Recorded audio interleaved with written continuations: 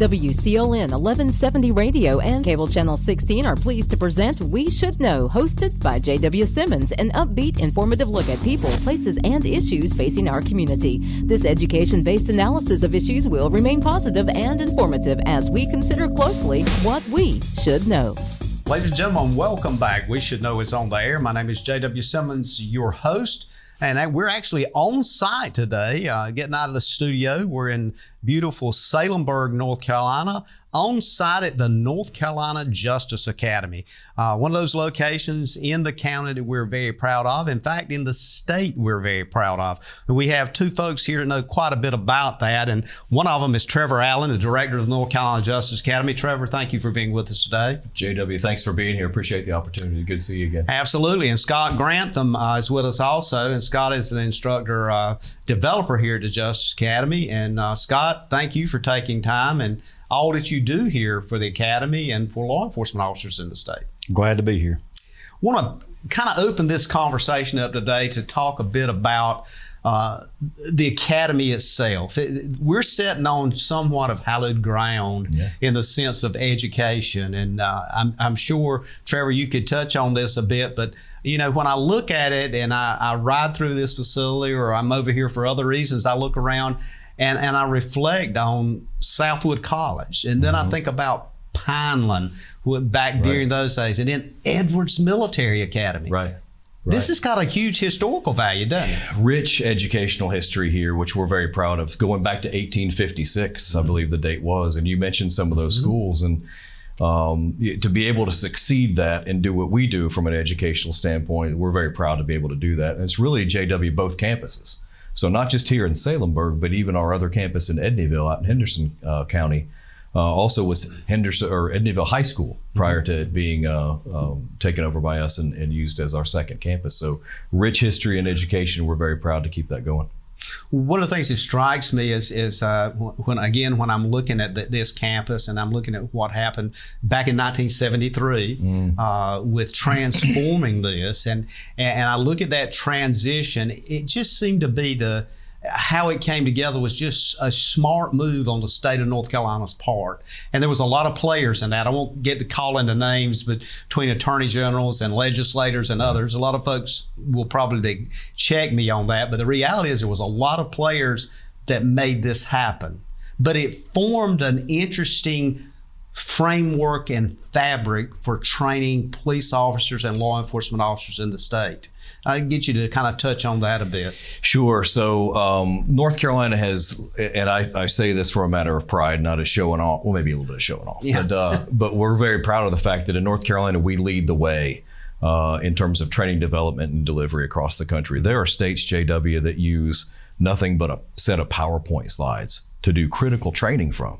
And there's no standardization across the state in the delivery of that training. Not a lot. I don't mean to paint a bad picture across the country, but there are some states that are at that level. North Carolina kind of led the way in creating, like you said, in '73 with the Criminal Justice Council, it was called then. Now the Criminal Justice Education and Training Standards Commission. It's a mouthful. And then the sheriff's counterpart that too. It's another oddity across the country. We have two commissions here that we take our direction from in developing training for those commissions. But we're happy for that because that means we have a very high standard in what we develop and deliver in support of our officers. I think one of the things that interests me with that piece is that when I look at the commissions, they're made up with people that are of knowledge and expertise in the field of service to the public. And those commissions set the protocols or rules, if you will, of how folks, Scott, like you, that do the development and preparation of lesson plans. Do you see that as a huge advantage to have that in place? So you'll know not only what you're expected to develop, but what kind of tunnel you're supposed to be drilling into, so to speak? Yeah, because, you know, it's unfortunate as one person, I can hear a lot of things from the field, but when you have committees and commission members who are from all walks of life in different parts of the state, who can bring things to the table as to what an instructor needs to be providing, because ultimately that's what we're here for, is to provide a service to the officers in North Carolina so that they can do their job better and safer. So yeah, it's absolutely imperative to have that feedback and to have somebody to sort of steer us in the right direction, so to say. Trevor, kind of a question that I think a lot of folks is facing now is you got a lot of talented folks here. One of them sitting to your left there. How do you sustain that? I mean, I'm having people tell me it's hard to get people, number one, to work. Number two, almost impossible to find the talent that you've got available here and that you've been able to put together and that was here when you came here. Yeah, and I'm glad you mentioned it, JW. It's a huge challenge. And really, when you look a level beyond that, you see that at all of our agencies across the state, in fact, across the country, law enforcement and criminal justice agencies have a huge problem recruiting and retaining talent. Well, that's a trickle down to us here, because we largely draw our training staff from those who have served as officers in the field, whether it could be detention, telecommunication, law enforcement, in any of those fields. A lot of them will have a choice. I want to change my career and I want to move on. Maybe I've been an instructor at a local level at their agency or at their community college, and they want to expand on that as a full-time career. So they'll come to work for us, and we leverage that experience that they've had as well as their talent as an instructor to create that training for everyone else in the state. But when those agencies have a problem recruiting and retaining talent that trickles down to us, it's also a big challenge for us. Because professional curriculum development is what we do. It's the cornerstone of what we do. And it's different than taking a lesson plan from somebody that they wrote and then just going and teaching that over and over and over. It's now I got to revise that every so often. I've got to research and development that. What's the best practices across the state that affect that training program? What are the cutting edge technology that's out there, or a variety of issues that affect that? So it's different than just being a classroom instructor. It's about being a professional developer as well, which is why they have it in their title.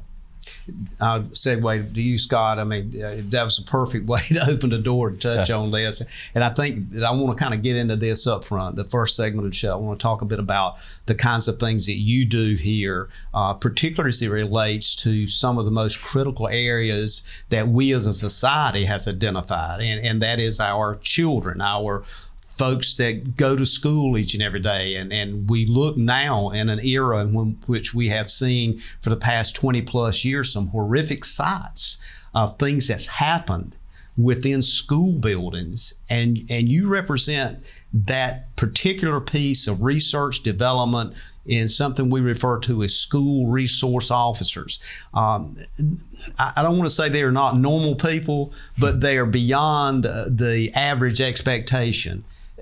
How did that strike you when you got kind of tasked with that chore, should I say? Maybe it's not a chore, that opportunity. Maybe I'll change that as an opportunity. That opportunity to help develop the framework of what only is expected of those folks, but how they should perform, what their background is, what their skill set is. Just talk to us about those issues. So fortunately, I was able to serve as an SRO, or school resource officer, prior to coming to the academy. So I served as an SRO for about 3 years, and I was in a high school, a middle school, and elementary. So I was able to see pretty much all grade levels, and had a pretty good understanding of what is required of an officer who is assigned as a school resource officer.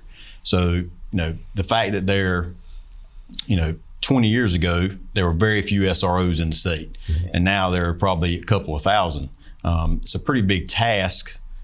And having that background and knowing what is needed, I think sort of pushes me to make sure that I'm putting out the right training that they need.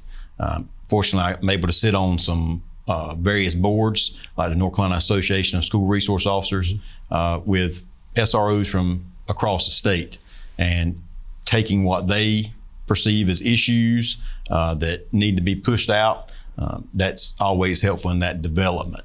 And then, you're always learning yourself. So I'm always constantly learning, whether it be teaching a class or helping run a class or sitting in someone else's class, taking all that, putting it together, and putting it out there, in either revising training that we already have or creating new training that there's a need for. This strikes me, guys. It's kind of a demanding situation to be in.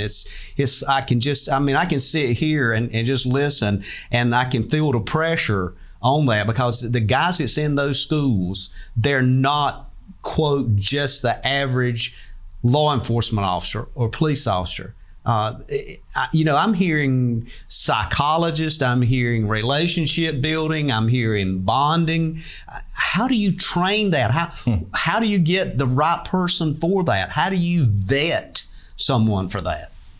Well, fortunately, I don't have to do that. That's for the police chiefs and sheriffs, but it's probably one of the most critical things that can be done is to choose the right person to be put in school. Like you said, you're a law enforcement officer first and foremost when you're put in the school, but you have some additional tasks, and you have to have a totally different mindset than, say, someone running traffic versus being in the school, because you're dealing with a precious commodity, if you will, in people's kids. So, the selection is extremely important. Putting the wrong person in the school could be detrimental to what the SRO program stands for. That's the big thing. You do have to have a good selection process. Now, we do help sometimes with those selection process in providing good questions for review boards. 10, 15 years ago, a lot of agencies would sort of stick someone in a position as an SRO because that was the position there. Now, what I'm finding and what I'm hearing it's considered more of almost like a promotion, where there's a review board where there's several people putting in for this one position, and they're going to review and see who meets the qualifications and then pick from those who are the best. I want to continue to explore that subject when we come back from break. And Trevor, I'd like to get your observations on where we're going with training in that area, what the future looks like for that. Ladies and gentlemen, stay tuned. We'll be back in a moment. We're talking with Trevor Allen, Director of the North Carolina Justice Academy, and Scott Grantham. He's an Instructor Developer here. We're talking about SRO training, School Resource Officer. We'll be back in a moment. Stay tuned. If you run a business, you need sales. To get sales, you need customers. To get customers, you need exposure. Let our team of experts craft and produce the perfect video ad to reach your intended audience while making the most of your advertising dollars. Call 1-800-706-6538 or visit starcom.net to contact our Star Communications production team and get your business moving to the next level. Ladies and gentlemen, welcome back. Thanks for being with us today. We appreciate you being here. The name of the show is We Should Know. My name is JW Simmons, and you probably are hearing us on WCLN Radio or Star Communications TV. Either way, we're talking with folks at the North Carolina Justice Academy. Two people that really know what's going on over here, the Director of the North Carolina Justice Academy, Trevor Allen. Trevor, thank you for being with us. And Scott Grantham. Scott, as we went to break, we were talking about one of those areas that you focus on, and you've been involved in it with school resource officers, and you were elaborating a bit on what that is and what that means. I want to kind of open this segment, I guess, with helping us understand the dynamics of a school resource officer, given the research you've done, the classes you've developed that are used statewide. Tell us what some of those dynamics are and what folks should know about that person that is a school resource officer. So I think I alluded to earlier, first and foremost, an SRO that's put into a school is a law enforcement officer. But we talk about a triad concept of roles for that resource officer. Again, first being law enforcement, then there's also an educator role and a mentor role. And everybody pretty much knows what law enforcement does. Investigate crimes, those type of things. But then when we get into the educator role for the school resource officer, depending on which level of school they're in, elementary, middle, or high, they can actually go into a classroom and teach on some topic. It could be law enforcement related or not law enforcement related. And then the mentor is just that, providing a outlet for a student to talk to there are numerous people in a school, from guidance counselors, librarians, various folks, but sometimes those people may not appeal to a certain student. And having that law enforcement there, to be a mentor is important. So thinking back to my times as an SRO, a lot of times my mentoring was not law enforcement related.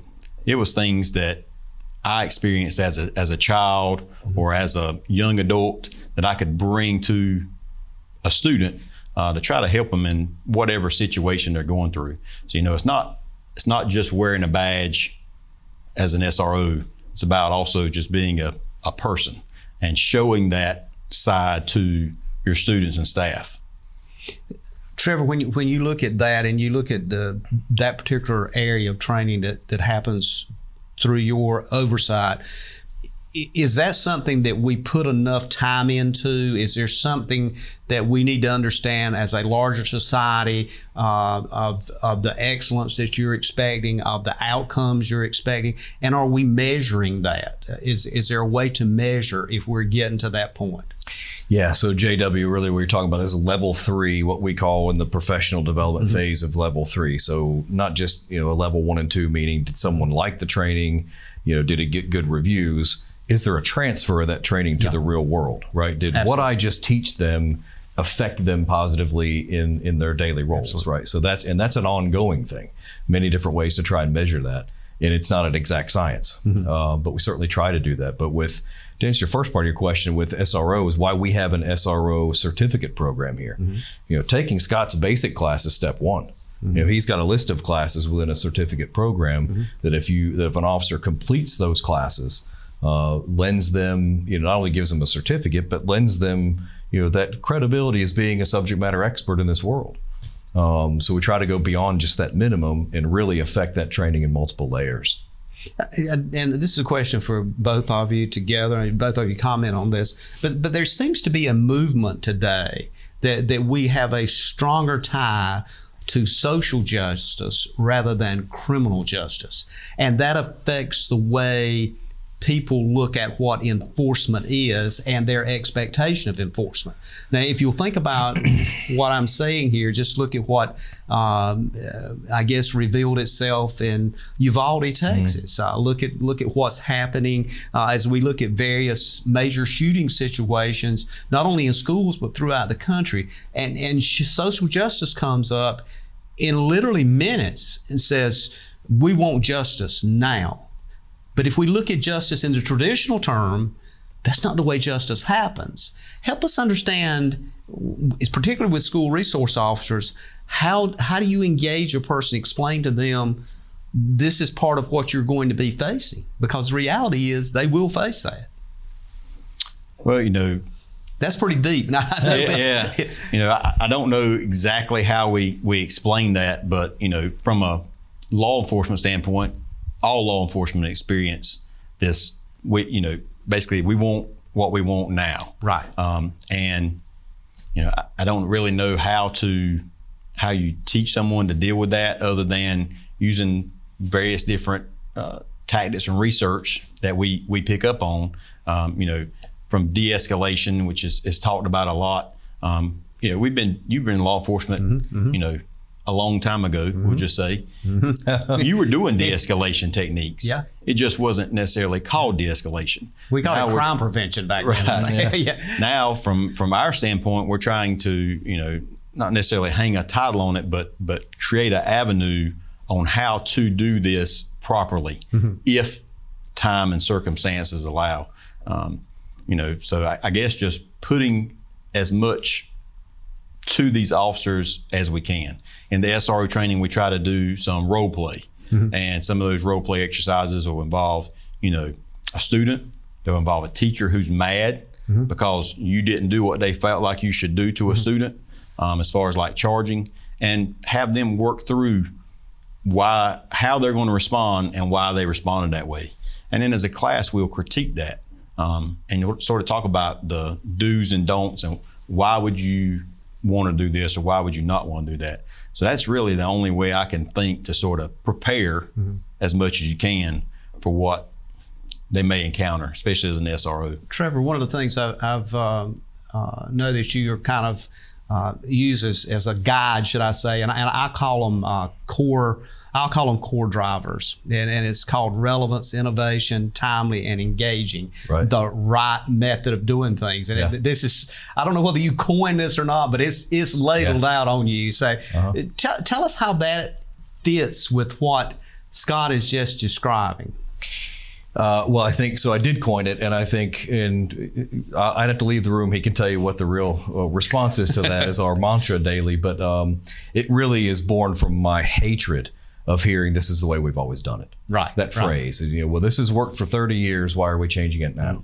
Maybe because you've been doing it for 30 years, might take a look at it. But really, if anything we are doing in terms of developing a curriculum or providing an audiovisual project for a stakeholder, if it doesn't meet those 4 things of being relevant, innovative, timely, or engaging, just not interested in doing it, because that's what our field demands. Quite frankly, they want the highest professional level of training and service they can get. So that's just kind of our mantra to make sure that we do that. And as it relates, though, to get back to the school resource arena, that's why Scott developed an advanced course to go beyond the basics, right? Where they put through these more scenarios and how to apply a tourniquet and that kind of thing in the field. That, if you haven't done that or learned anything about that since 15, 20 years ago, you were in basic law enforcement training, you need to be reminded of that, because that's the real world.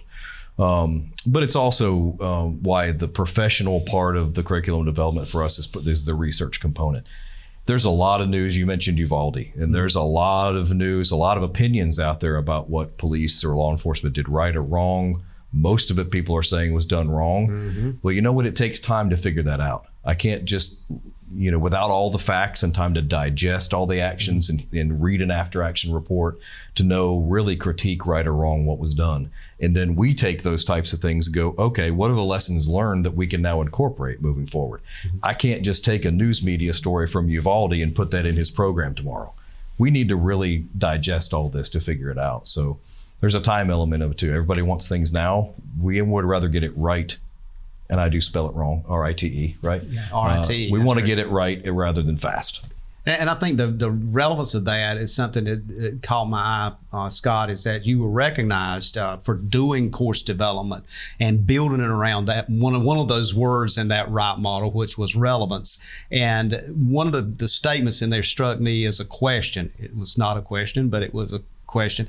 In recognizing you, the statement was preparing officers to meet current demands of their jobs keeps us relevant. My question is, how do we understand and know what their current demands are? Because they're changing so rapidly. And that question is going to be probably one we might need to transcend over, but we'll start with about a minute and a half on that before we have to go to break. So you mean like... Yeah, how does that relevant piece where we're preparing somebody for training, and then all of a sudden we have, as Trevor just alluded to, the shooting in Uvalde, for example. Right. Something happens like that, and all of a sudden you have to, I guess this is a statement, but it just seems that I would be looking at my lesson plans going, did I miss something somewhere? Because that's one of the things that came out of that so far, is that somebody didn't do something. But we know that something was in the curriculum. Right. Yeah, even using Uvalde, I already used that in further research and in the classes I've taught. Last week, teaching active shooter refresher class. We're using things regardless of whether or not if we know this is what accurately happened. Do we know that there was a door unlocked or not? We haven't seen that official after action report. But if there was, we want to go ahead and start addressing that possibility. So using lessons learned, even though it just sucks that a tragedy happened, learning from it to try to avoid that happening again is ultimately our goal. So taking those things, just like down or up in Sandy Hook, down in Parkland, using all those different lessons learned, that's a big part of development and the actual implementation of the training. I want to follow up when we come back on that, Trevor, and kind of get your thoughts on that, because I think we're just opening the door on this, and this could be a whole nother show, but I want to go there anyway. Sure. Ladies and gentlemen, stay tuned. We'll be back in a moment. We're talking about very timely subjects that's happening today that you need to know about and understand. We'll be back in a moment. At home or away, knowing who is at your door is priceless. Star Communications is here to help with its doorbell security camera by Skybell. Live viewing and two-way audio equips you with the ability to always see and greet anyone that shows up at your door. If this is the kind of confidence you are looking for, call Star Communications today at 1-800-706-6538 to learn more about this intelligent security that you can always depend on. Ladies and gentlemen, welcome back. Again, thank you for being with us. We're talking about things related to criminal justice. We're talking about people that train and develop the lesson plans that law enforcement officers use all over the state. We're talking with Trevor Allen, the North Carolina Justice Academy. Trevor, Director, thank you for being here. Thank you. And Instructor Developer, Scott Grantham. We've gotten into so many threads here, Trevor, about specific areas of training until I want to try to touch on as many as we can in such a short period of time that we have. But one of the things we were going to break, we were talking a bit about this whole area that is a serious specialty for SROs, school resource officers. That specialty area, as Scott has pointed out, covers a broad range of expectations. Training is one of those in which you've offered training. One of the things we were touching on was, and you mentioned the Uvalde, Texas situation, is these particular officers, highly trained as they are, could be expected to face the wrong end of deadly force, and we've seen that. Let's talk about how do we do that and have some assurance.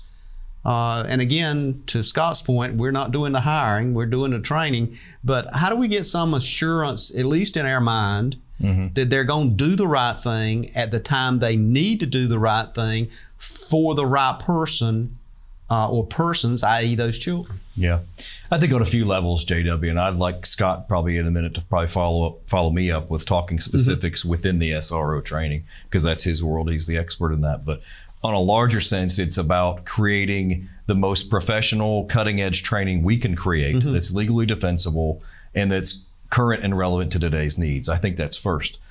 The commissions, and I say commissions both because, again, in North Carolina, we have two. We have the Criminal Justice and the Sheriff's Commission. Both require now, to serve as a school resource officer, you must have completed the basic school resource officer course that Scott writes and delivers. Now, we've created a train the trainer option to get that across the state quickly, because that's a big demand. I think Scott noted there's at least 2,000 SROs in the state. So that's one level. Second is the commissions jointly decide what officers have to take as a mandated in-service training topic of those 24 hours that are required for all law enforcement officers. Last year, there was a topic, and Scott wrote this, right, on responding to school incidents. So it's not just basic what you'd get in basic law enforcement. If you want to be an SRO, you have to take this, and now you get another refresher at another level. So I think consistently driving it home, and what research has shown is that that's really how things get retained, is what you do every day. That's who you are. And Aristotle, I think, even said that many years ago, we do every day. So if you're not practicing the skill sets routinely, it's not going to be retained. So we're learning that from everything from use of force to, school resource or school incidents, that type of thing, across a wide spectrum of pieces of training that you have to do it frequently, or it's not going to be retained. But I think Scott could probably touch more on individual things within the program that are driven home as part of that training. Scott, if you would address that also in the sense of helping us understand school resource officers, and then you've got this other area that we refer to as active shooter training, which has been engaged now for over 20 years. And there's an expectation that officers now, upon arrival at an active shooting situation, they don't stand around and wait for the guy in charge or the one with the utmost bars or who's the incident commander. They're tasked with going in immediately and addressing and contacting and putting down, I will say, that active shooter. Where does that get gray for you as a trainer? So that was pretty deep. I'm going to give you some time to answer that. So I think going back to what Trevor was talking about with the training, Yeah. And being cutting edge it's one thing to sit someone down in a classroom and tell them something, but actually getting them involved. A lot of law enforcement, well, people in general, I would imagine, but I know from, surveys within the law enforcement community, we're kinesthetic learners. We learn best by hands-on. So putting them out there in scenarios with various different options we have, whether it be a use of force simulator, actually using simunition rounds, so paint marking rounds, is about as close to the real thing as we can get. There's really no gray area when it comes to someone actively committing homicide and you being on scene.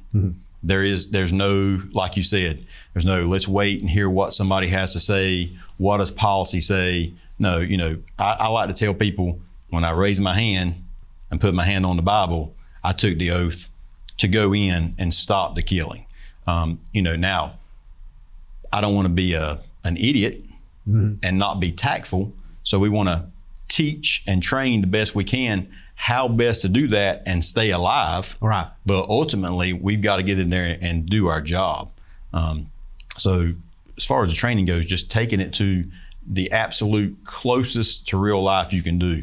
And then we were in a meeting a couple weeks ago, and another instructor out at the West Campus was talking about training he's developing and implementing, where when these things happen and an officer fails to do something or maybe doesn't do something exactly right, why did that happen? So looking at sort of the psychology behind it and preparing an officer for this may happen when you're faced with an adversary. You may lose feeling in your legs. You may start shaking with this adrenaline dump. So sort of preparing them so that it's not a complete and total shock whenever something does happen. It's not necessarily what if, but when, right?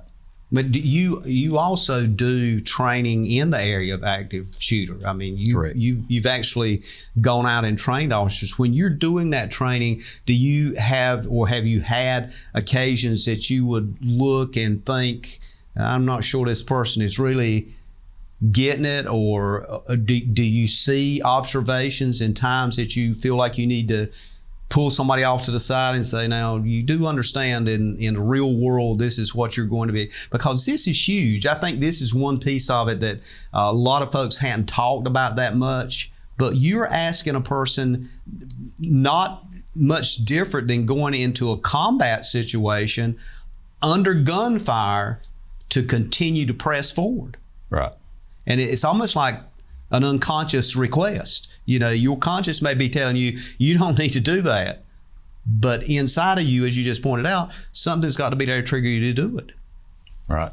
I find lots of teaching moments with students or officers who come to training, whether that be, a new officer that's an SRO or an officer that's just in an active shooter training, like a refresher. There's the standard, but what I'm finding more, and like last week, like I said, we did a lot of active shooter refresher with a big agency. There's a lot more hesitation in the decision to use force versus the decision to get to that point. And I don't know if that makes sense, but as far as getting to the sound of gunfire, there's no hesitation. I've not found any officers who's not moving and getting there as quickly as possible. They can get to that hallway outside the door. Right. But when they get there and they're encountering, instead of having perfectly good legal backing to use whatever force, let's just say deadly force, they're hesitating and they're asking a lot of questions, or they're giving a lot of commands. And I think it goes back to sort of, officers in general sometimes are being picked apart based on a decision they had to make in a matter of seconds. And I see that now transposing into our training, as to when officers are really questioning themselves, and then immediately whenever you go to talk to them and say, hey, why did you hesitate to basically mitigate this threat?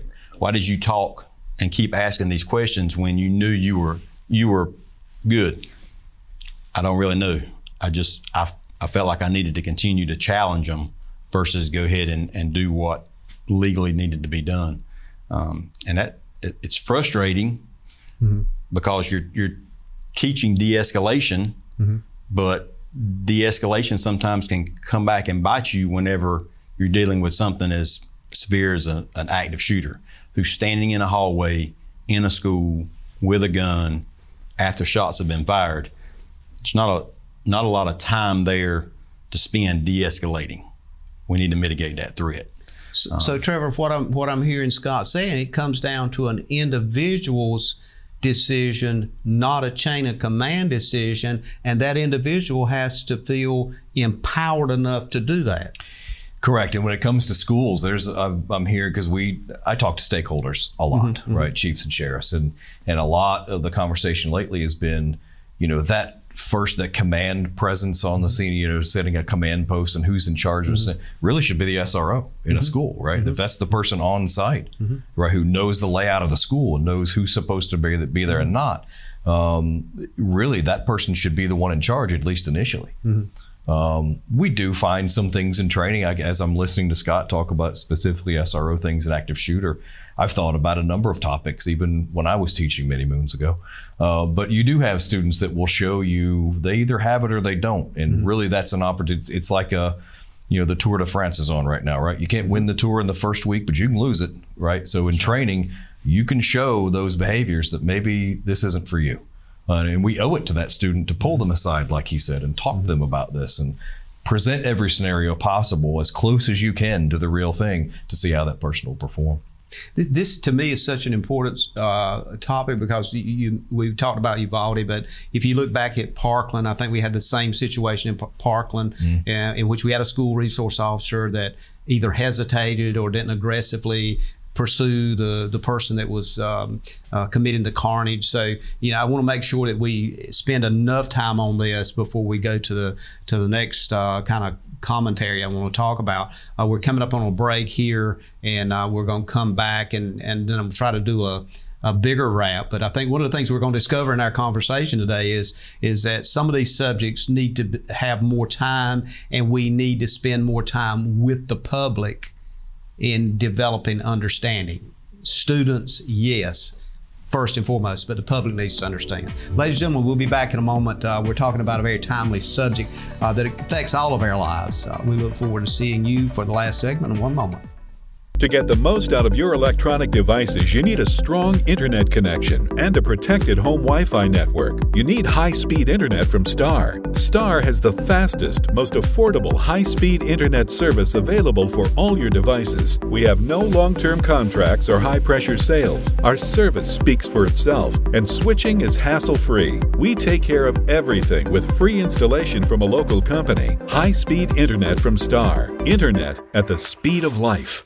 Ladies and gentlemen, welcome back. We're coming up on the last segment. I want to thank you again for being with us each and every week at 2:30. We also come to you at 7 p.m. on Tuesday, Thursday. Star Communications TV, Channel 16, simulcast at 2:30 on Tuesdays, WCLN Radio, also uploaded to social media platforms to include YouTube.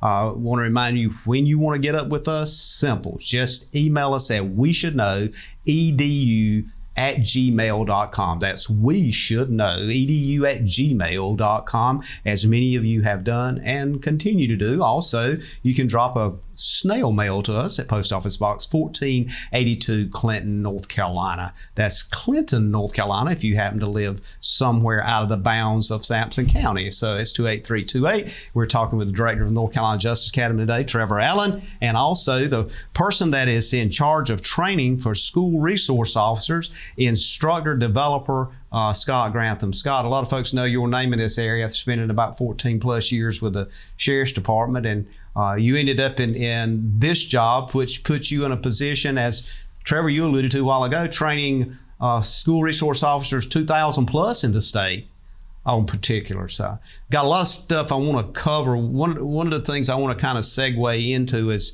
clearing the air a bit on this active shooter thing. Trevor, does it trouble you that, I guess the question would be maybe not trouble you, but the resource allocation that you get. I mean, let's face it, all state departments have budgets, and you're the person that has to live with that budget. Is a resource allocation adequate to ensure that we're getting the talent like Scott and others to sustain and maintain these kinds of training? Sure. It's a perpetual question, right? And it affects not just us, but every industry, every state department is going after a finite amount of dollars. We were lucky in this last legislative budget. I asked for two additional instructor positions and got both of them. So it's not to say that no one's listening to us. But we address things, ebb and flow as things arise. Right now it's this. Would I love to be able to duplicate Scott about 4 times? Yes. That's where the attention is right now. In 6 months, it may be on something else. So a lot of times it's, sure, I'll take every position I can get, but it's also about, being able to allocate those resources I do have right now. So, and we continually do that on a regular basis. One of the things we talked about, Scott, a while ago was the attention that you pay to active shooter, to resource officers throughout the state, to the certification programs, not just in basic courses for resource officers. Do you see a need for more, how should I put this, marketing, advertising, putting out expectations, trying to get people to understand the training component? Because this goes way beyond the basic law enforcement training program that the Academy also develops for basic training. It goes way beyond that, and it drills into a specific area that right now is part of a major radar for the state. I mean, for the country. Heck, I'll put it out there for the world. I mean, we just seen some active shooter situations way beyond the classroom. What spins in your head about what do I need to do? Do I need to go back to the right approach? Is that relevancy? Do I need to go back and adjust something to ensure the relevancy of what I'm saying? And how do I connect that with the legal part? Well, constantly we're in a state of revision. Like I said, with Uvalde, even though we don't have that after action report, we still know some things that potentially occurred. So already implementing that, I think, is important. A class that I teach maybe next week, anything I learned this week is going to go in that class. Whether or not it gets put in the lesson plan, actually typed in yet is one thing, but I can still talk about it. The relevant part obviously goes back to making sure we're meeting the need of our officers that are on the street, so that they can do their job, efficiently. And like I said, learning from positive things as well as some that are negative is, of utmost importance in providing that update. Well, one of the things that strikes me is, guys, that we're talking about this is just recently, and when I say recently, in the past few weeks, school boards in the state have been looking at whether we should continue with school resource officers. And I was a little bit of watching a program the other day, and it's a board member from another county, not in the eastern part of the state, but from another county, made a statement that she couldn't understand. Maybe it was somebody speaking to the school board, but they made a statement that they couldn't understand why school resource officers should be armed. They shouldn't have guns anyway. It sent a bad message to the students. How do you respond to that kind of observation? But I mean, that's a real world observation. Either one of you, or both of them. He could respond probably more detail than I could, but I think if you look at Uvalde itself, you look at Parkland itself, I mean, to say that officers there shouldn't be armed, I think the evidence is clear. And I also think it's a lot of people that make judgments and have never walked in the shoes of that. It's also a big issue. The finger often gets pointed at law enforcement or even training as an extension, but how much of the attention is going to the way schools are secured? What's the infrastructure of the school like? I've been to my school, I won't name it here, but I've been to my kid's school and was able to walk right in, say I need to get my kid for an appointment, never had an ID checked. Those things also have to be looked at. I'm not saying that's the way it is across the board, but that's a personal experience. That scared me. That also says this is an issue that transcends anything dealing with police. And I didn't mean to step on Scott. If you had something to add to that. But Scott, you mentioned it a while ago. These housed in those facilities is the most precious things that we hold dear as a society, and that's our children. Right. You know, I like anybody else would love to think that we don't need law enforcement in a school. Schools are just, you know, inherently safe, but that's not the case. And you can look around and see that. You know, there was a lot of movement to take not only SROs out, but to, I guess there was the term defund police. But there's a lot of research that's going to show that when that occurred, crime rose, and now you're trying to backfill those positions that were, you know, basically done away with. There was a study that I bring up in class on school resource officers that were taken out of the school, and almost immediately a huge increase in crime occurred. You know, there's the thought behind the SRO is one thing is deterring, just simply deterring. You know, for me, you know, law enforcement, even though I am a law enforcement officer, you know, there's a pretty big deterrence. I don't get out and run the roads at, you know, 15, 20 miles an hour speed limit simply because I'm in fear of what I might come in contact with an officer. So there's that deterrent aspect of an SRO. Just being there, you know, can be beneficial. You know, a lot of shootings didn't have an SRO. You know, Sandy Hook was one of those that there was no SRO there, and it makes you wonder, was that specific site chosen because of that? So, you know, I don't quite understand the whole let's take SROs out of the school or unarm them, just because the way society is now. I mean, we're seeing things happen on a rather regular basis, whether it be an active shooter or just simply something like someone coming and taking a child that they didn't have the proper paperwork to do. You know, it's little things that SROs deal with every day, where the general public probably doesn't know. You know, one of the things that Trevor that strikes me, and I'm going to you with this because you're probably the second senior person in the room, but I find call me old, JW. I'm just putting it out there. So sometimes I have to check myself. I'm looking in the mirror, and I'm thinking, you know, and I have to lean on somebody that's a little stronger and a lot younger. But I look at it and I go, it seems the world's coming apart.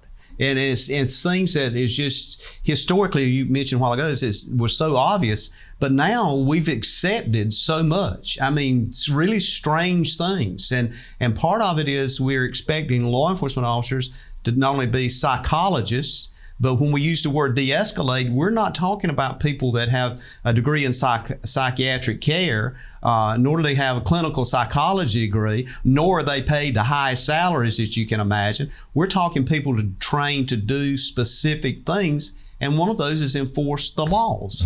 Help kind of open that door for us, and we might have to break here in a minute and do part of this in overtime, but I want to get that piece in. Yeah, I think it's JW, a great observation. I think back when I went to basic law enforcement training and got into this business back in 1992. Think of just the changes that have happened society-wise in those last 30 years. Cell phones, was that even a thing, a big thing, really? No, not really. I mean, using a typewriter when I first got into this. So other major changes, though, I mean, when you look at the response of police, was really expected to do that, to respond. Now it's, yes, respond to it and handle it, whether it's an arrest or, you know, taking a report, investigating a crime. But it's also partnering with stakeholders, partnering with community interest groups and community leaders to find the root causes of problems.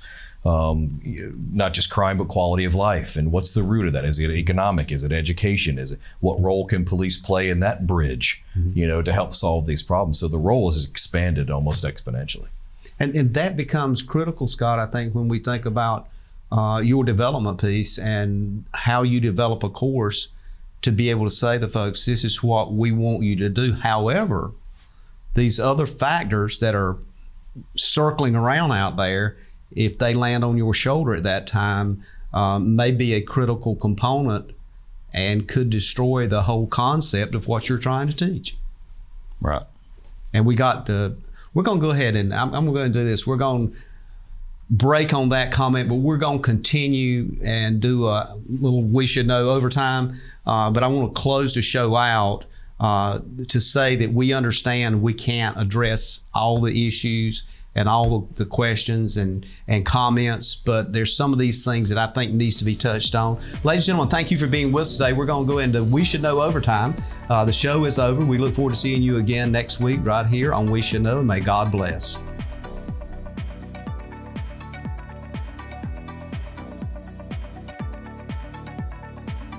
To see a continuation of today's conversation with guests Trevor Allen and Scott Grantham of the North Carolina Justice Academy, go to We Should Know Overtime, found on Star Communications YouTube channel.